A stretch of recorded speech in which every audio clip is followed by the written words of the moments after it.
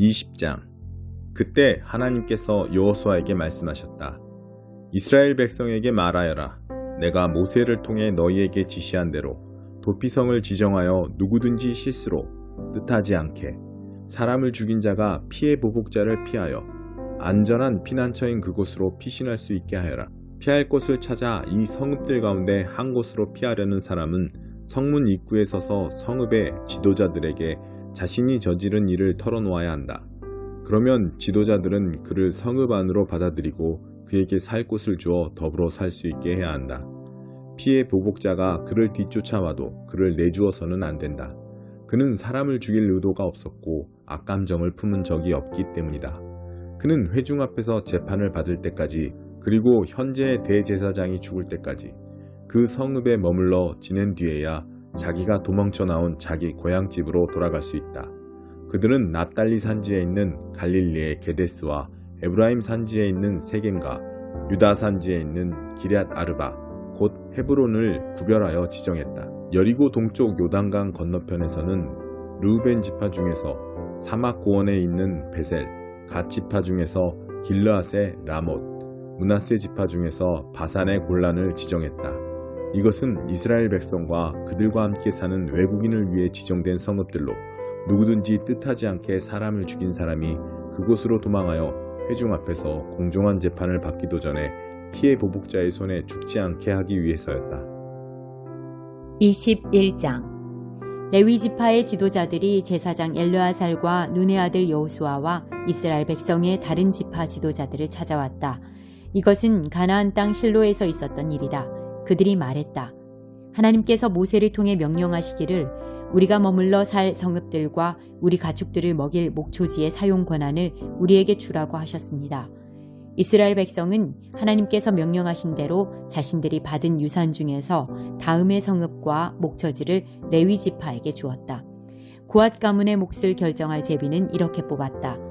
레위 지파 중에서 제사장 아론의 자손에게는 유다, 시므온, 베냐민 지파로부터 제비를 뽑아 13 성읍이 돌아갔다. 나머지 고앗 자손에게는 에브라임, 단, 므낫세 반쪽 지파의 가문들로부터 제비를 뽑아 10성읍이 돌아갔다. 게르손 자손에게는 이사갈, 아셀, 납달리, 바산의 므낫세 반쪽 지파 가문들로부터 제비를 뽑아 13성읍이 돌아갔다. 무라리 자손에게는 르우벤, 갓, 스불론 지파로부터 12성읍이 돌아갔다. 이렇게 이스라엘 백성은 하나님께서 모세를 통해 명령하신 대로 제비를 뽑아 이 성읍들과 목초지를 레위인에게 주었다. 그들이 유다, 시므온, 베냐민 지파로부터 받아 나누어 준 성읍들을 하나씩 살펴보면 이러하다. 레위의 고앗 가문에서 난 아론의 자손이 첫 번째로 제비 뽑혔으므로 이 성읍들이 그들의 차지가 되었다. 유다 산지의 기럇 아르바, 아르바는 아낙의 조상이다. 곧 헤브론과 그 주변 목초지를 얻게 되었다. 그러나 이전에 여분네의 아들 갈렙에게 준 성읍의 밭과 넓은 땅은 그의 소유로 남았다. 유다와 시므온 지파는 제사장 아론의 자손에게 유죄 판결을 받지 않은 살인자들을 위한 도피성인 헤브론과 림나, 얏딜, 에스드모아, 홀론, 드빌, 아인, 유따, 베세메스 9성읍과 거기에 딸린 모든 목초지를 주었다.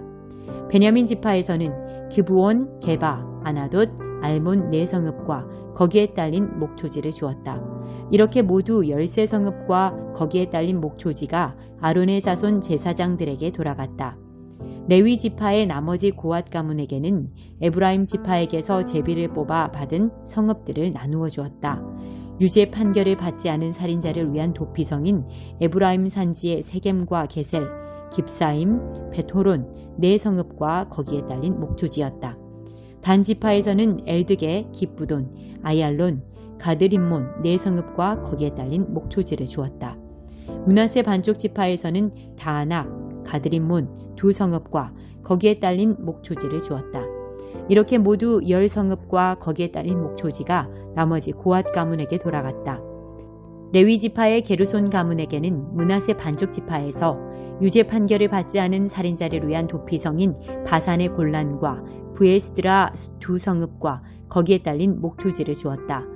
이사갈 지파에서는 기시온, 다브랏, 야르뭇, 언가님 4성읍과 거기에 딸린 목초지를 주었다.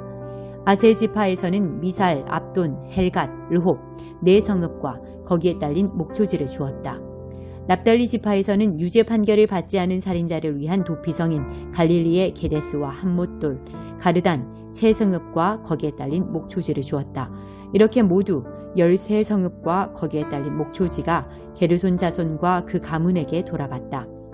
나머지 레위 지파인 무라리 가문에게는 스불론 지파에서 용느암, 가르다, 딥나, 나할랄 네 성읍과 거기에 딸린 목초지를 주었다. 르우벤 지파에서는 베셀, 야하스, 그데못, 무바앗 네 성읍과 거기에 딸린 목초지를 주었다. 갓 지파에서는 유죄 판결을 받지 않은 살인자를 위한 도피성인 길르앗의 라못과 마하나임, 헤스본, 야스엘 모두 네 성읍과 거기에 딸린 목초지를 주었다. 이렇게 그들은 이 모든 성읍 곧 12성읍을 나머지 레위 지파인 무라리 자손에게 제비를 뽑아 나누어 주었다.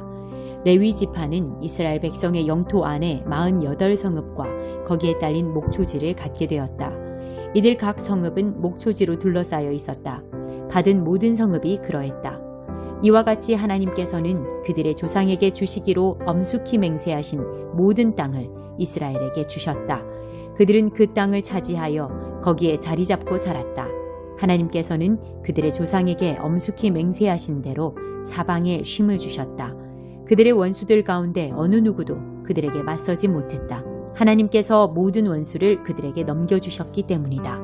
하나님께서 이스라엘 집에 주신 모든 선한 말씀 가운데 단 한마디도 이루어지지 않은 것이 없었다. 모든 것이 그대로 되었다. 사도행전 1장. 성령을 약속하시다. 친애하는 데오빌로 가깝게. 이 책 첫 권에서 나는 예수께서 성령으로 말미암아 친히 택하신 사도들에게 작별을 고하시고 하늘로 들려 올라가신 날까지 그분이 행하시고 가르치신 모든 것을 기록했습니다. 예수께서는 죽으신 후에 40일에 걸쳐 여러 다른 상황에서 사도들에게 살아계신 모습으로 나타나셨습니다. 얼굴을 대면한 여러 번의 만남에서 그분은 그들에게 하나님 나라에 관한 일들을 말씀해 주셨습니다. 만나서 함께 식사를 하면서 사도들에게 절대로 예루살렘을 떠나지 말라고 하시며 이렇게 이르셨습니다. 아버지께서 약속하신 것, 곧 너희가 내게서 들은 약속을 기다려야 한다. 요한은 물로 세례를 주었지만 너희는 성령으로 세례를 받을 것이다. 이제 곧 받을 것이다. 마지막으로 함께 있을 때 사도들이 물었다. 주님, 이스라엘의 나라를 회복하실 때가 지금입니까? 예수께서 그들에게 말씀하셨다. 때는 너희가 알 수 없다. 때를 정하는 것은 아버지의 몫이다. 너희가 받을 것은 성령이다. 성령이 너희에게 오시면 너희는 예루살렘과 온 유대와 사마리아와 세상 끝까지 가서 내 증인이 될 것이다. 이것이 그분의 마지막 말씀이었다. 예수께서는 사도들이 보는 가운데 들려 올라가 구름 속으로 사라지셨다. 그들은 빈 하늘을 바라보며 거기 서 있었다. 그때 갑자기 흰옷을 입은 두 사람이 나타났다. 그들이 말했다.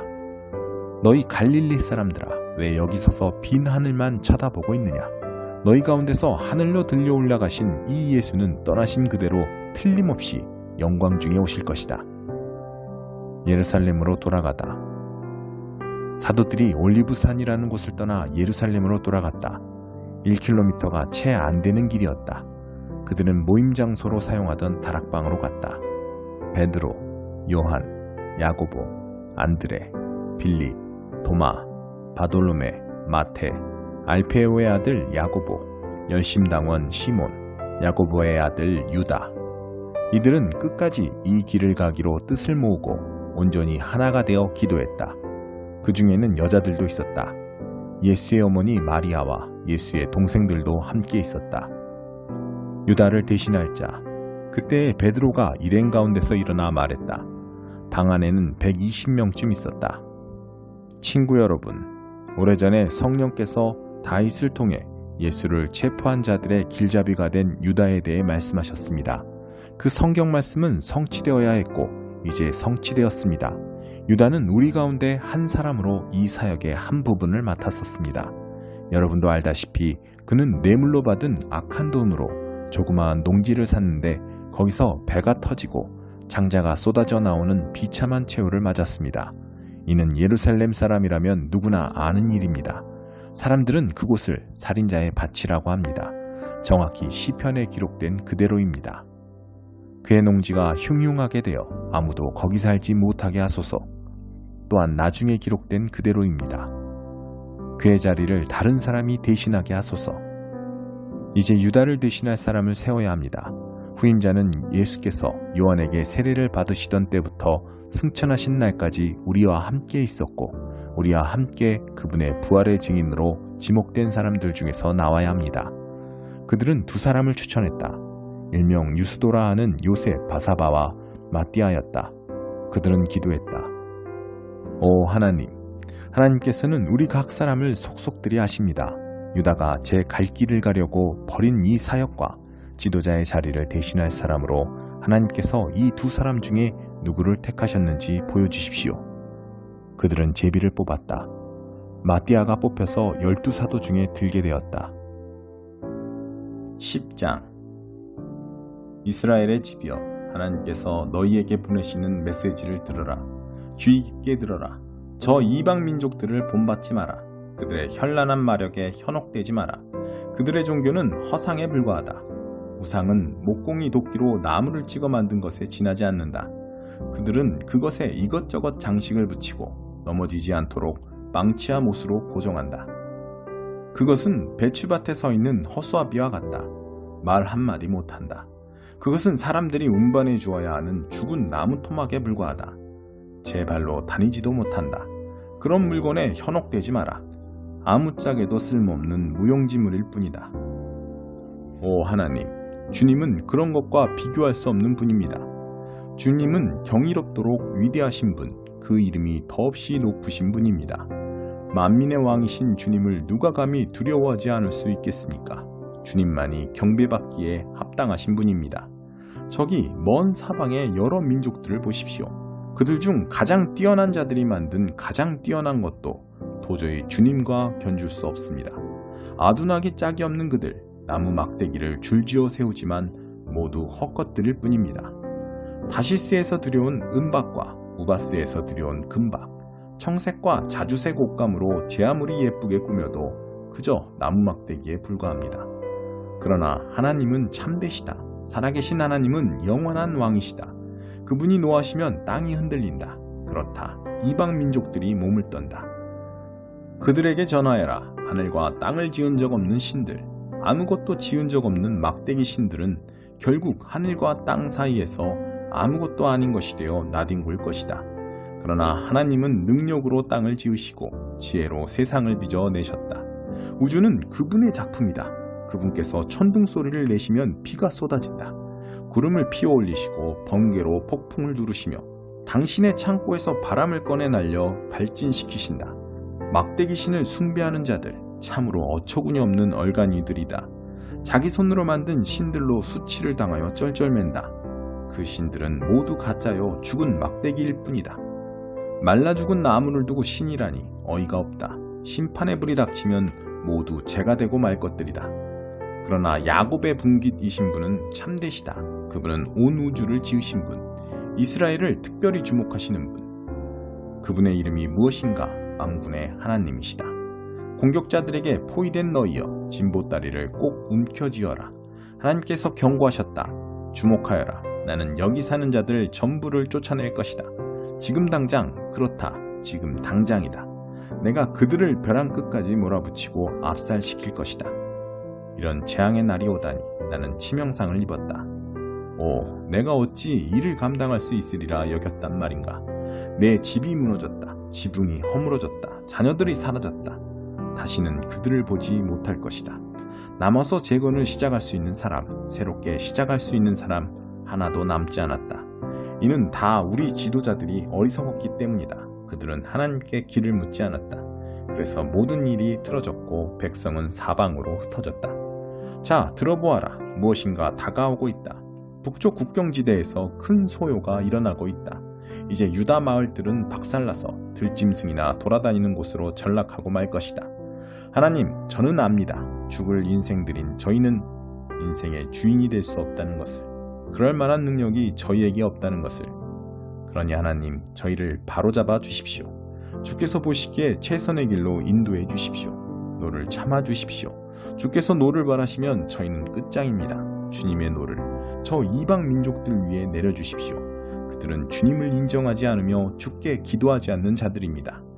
야곱을 씹어먹은 자들입니다. 그렇습니다. 정말로 그를 통째로 사람과 땅을 모두 씹어삼킨 자들입니다.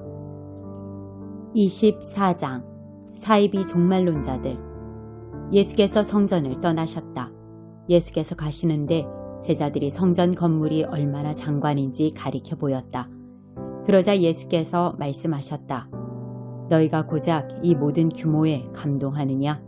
사실을 말하면 저 성전의 돌 하나하나가 결국 잔의 더미가 되고 말 것이다. 나중에 예수께서 올리브산에 앉으셨을 때에 제자들이 다가와 물었다. 우리에게 말씀해 주십시오. 그런 일이 언제 일어나겠습니까? 주님이 오실 때에 어떤 징조가 있겠습니까? 예수께서 말씀하셨다. 사이비 종말론자들을 조심하여라. 많은 지도자들이 정체를 숨기고 나타나서 내가 그리스도다, 메시아다 하고 주장할 것이다. 그들이 많은 사람들을 현혹할 것이다. 전쟁 소식을 듣거나 전쟁이 일어나리라는 소문을 듣거든 당황하지 말고 침착하여라. 그것은 역사에 늘 반복되는 일일 뿐 아직 종말의 징조는 아니다. 나라와 나라가 싸우고 통치자와 통치자가 싸우는 일이 계속될 것이다. 곳곳마다 기근과 지진이 있을 것이다. 그러나 이것은 앞으로 닥칠 일에 비하면 아무것도 아니다. 사람들이 너희를 이리떼에게 던져 죽일 것이며 내 이름을 전한다는 이유로 모두가 너희를 미워할 것이다. 거기다 세상이 살벌해져서 모두가 서로 물어뜯으며 미워할 것이다. 그 혼란을 틈타 거짓 설교자들이 나와서 많은 사람들을 속일 것이다. 걷잡을 수 없이 퍼져나가는 악이 또 다른 많은 사람들을 파멸에 빠뜨려서 사랑은 간 곳 없고 잿더미만 남을 것이다. 그대로 견뎌라. 그것이 하나님께서 바라시는 일이다. 끝까지 견뎌라. 그러면 너희는 절대 후회하지 않을 것이고 결국 구원을 받을 것이다. 그 모든 시간 동안 복된 소식, 곧 천국의 메시지가 온 세상에 전파되고 나라마다 증인이 파견될 것이다. 그러고 나서야 끝이 올 것이다. 큰 환란의 날. 그러나 거룩한 것을 더럽히는 괴물이 성전 성소에 세워진 것을 보거든 얼른 달아나거라. 예언자 다니엘이 이렇게 말했다. 너희가 다니엘서를 읽으면 내가 무슨 말을 하는지 알 것이다. 그때 너희가 유대에 살고 있거든 산으로 달아나거라. 마당에서 일하고 있거든 무엇을 가지러 집으로 돌아가지 마라.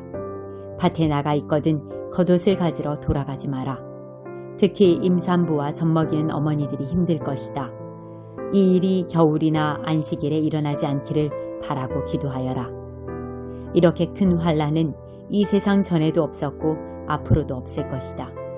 이 환란의 날들을 갈 때까지 가게 둔다면 아무도 견딜 수 없을 것이다. 그러나 하나님께서 택하신 백성을 위해 환란을 덜어주실 것이다. 그날과 그때는 아무도 모른다. 누가 너희를 막아서서 메시아가 여기 있다 소리치거나 그분이 저기 있다고 가리켜도 속지 마라. 가짜 메시아와 거짓 설교자들이 곳곳에서 출현할 것이다. 그들은 대단한 이력과 현란한 업적으로 알만한 사람들의 눈까지 속일 것이다. 그러나 내가 너희에게 충분히 경고했다. 그러니 사람들이 말하기를 시골로 달려가자 그분이 오신다 하거나 서둘러 시내로 가자 그분이 오신다고 해도 거들떠보지 마라. 너희가 보러 간다고 해서 인자의 오심을 볼 수 있는 것이 아니다. 인자는 번개처럼 눈 깜짝할 순간에 너희에게 오신다. 사람들이 때를 지어 모여드는 것을 볼 때마다 너희는 썩어가는 시체 위의 나라와 빙빙 맴도는 독수리를 생각하여라. 그 무리를 끌어모으는 것이 살아계신 인자가 아님을 얼마든지 확신해도 좋다. 그 괴로운 시간들이 지나면 해는 어두워지고 달은 흐려지고 별들은 하늘에서 떨어지고 우주의 세력들은 떨 것이다. 그때에야 인자가 올 것이다. 인자가 오는 것이 온 하늘에 가득하여 보지 못할 사람이 아무도 없을 것이다. 준비되지 못한 온 세상 사람들, 영광과 권능 바깥에 있는 사람들은 하늘에서 빛을 발하는 인자를 보며 크게 통곡할 것이다. 바로 그 순간에 인자는 울려 퍼지는 나팔 소리와 함께 천사들을 보내어 하나님께서 택하신 사람들을 이 끝에서 저 끝까지 사방에서 불러들일 것이다. 무화과 나무에서 교훈을 얻어라. 싹이 나서 초록빛이 살짝만 내비쳐도 너희는 여름이 가까이 다가온 줄 안다. 너희도 마찬가지다.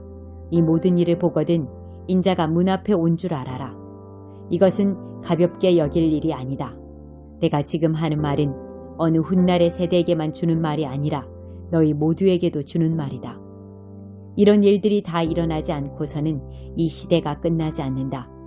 하늘과 땅은 닳아 없어져도 내 말은 닳아 없어지지 않을 것이다. 그렇다면 정확한 날짜와 시간은 언제인가? 그것은 아무도 모른다. 하늘의 천사들도 모르고 아들인 나도 모른다. 오직 아버지만 아신다.